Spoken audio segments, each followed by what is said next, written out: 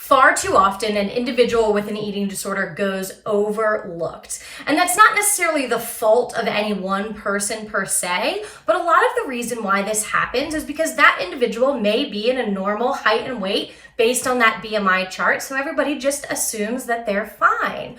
What also happens is the way that sort of diet culture is trending, with individuals thinking that it's okay to be obsessive over food or weigh every single thing that you eat, or all of these things sort of feeds this thought that, maybe my obsession around food is fine. And I want to show you a case study today of someone who this was exactly happening to. This is an individual who had been restricting her intake on and off for years. And what was happening is that she was noticing not only was her restriction getting worse and worse, but her thoughts around food were getting worse and worse. She was obsessing over everything that she ate and her exercise all day, every day, to the point where at night she would lay in bed awake and couldn't fall asleep, thinking about what she ate that day and was this okay, was this bad, was this good, and thinking about how she was going to change it for the next day.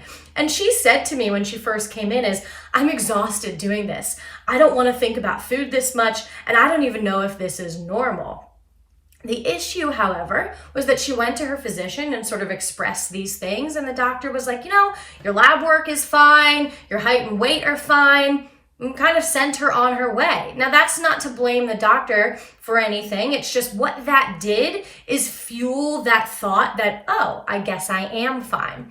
Now, just a little bit of a sidebar here. That's a very common eating disorder thought is, oh, I'm fine. I'm not sick enough. I do eat, even if you know deep down it's not enough or whatever it might be. And so hearing that your height and weight is fine or that your lab work is fine just solidifies to that eating disorder voice that you're not sick enough and you don't deserve treatment. But when we do the metabolic test and body composition on this individual, it proves the exact opposite. It proves that she does have an eating disorder and actually validates her healthy brain's thought that maybe this isn't normal, and we were able to get her the help that she needed. So let's take a look at her metabolic test. So real quick, before I go over these exact results, this person was 5'5" and 110 pounds. I'll show you her body composition result in just a minute. And as I mentioned, this person was restricting her intake really low. What she had been restricting to is about 1,000 to 1,300 calories a day. Now, she wasn't logging that in an app, but she had looked at enough food labels where she sort of knew the calories in all of these different foods, was keeping a running tally in her head every day to make sure that it was between 1,000 to 1,300 or sometimes even less. And that's part of what she was running through in her mind at night before going to sleep.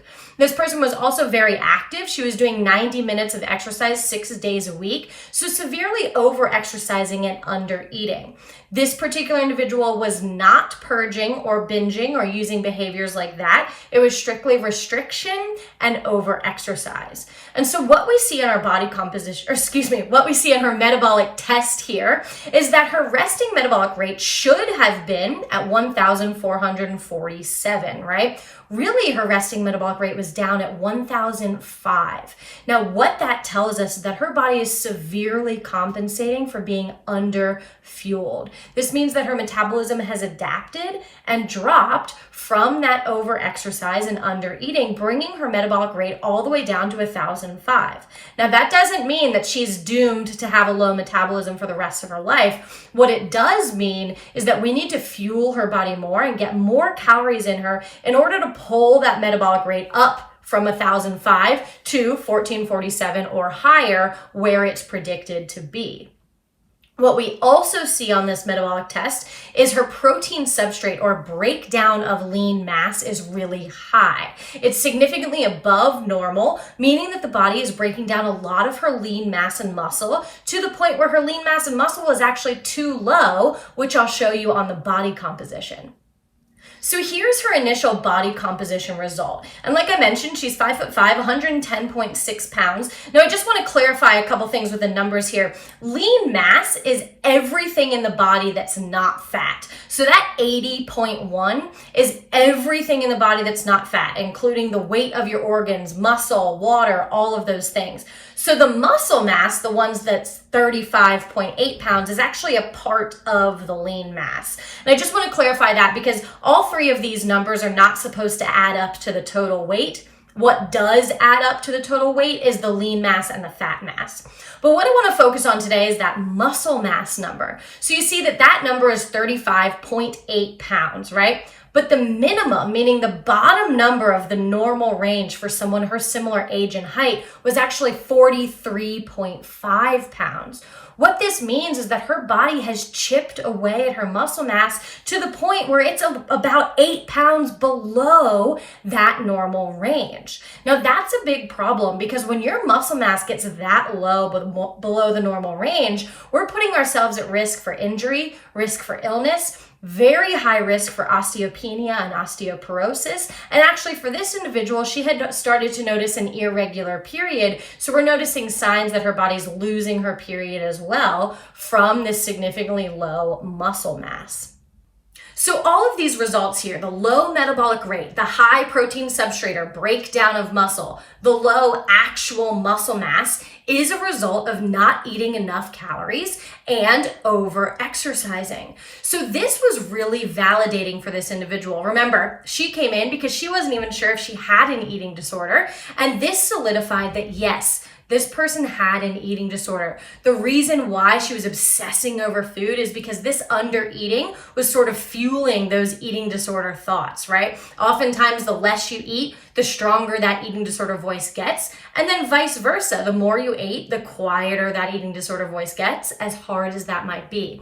So this was really validating for her. And she was like, wow, it's really nice to hear from these numbers and from you that I'm valid and not feeling like things are okay. So she was really glad that she came in. Now, of course, what I showed you is just her baseline information, and I did that intentionally. What we worked on with this individual is getting her to take in more food. We set her up with a plan for increasing her calories. We set her up with a plan actually for decreasing her exercise. And the end goal here is to get her to take in more food, fuel her body better. And hopefully when we redo that metabolic test, we'll see that it's above that 1447 where it should be, and that we've restored that muscle mass into that normal range to heal her body internally from this eating disorder and from all of the restriction and over exercise that she's put it through.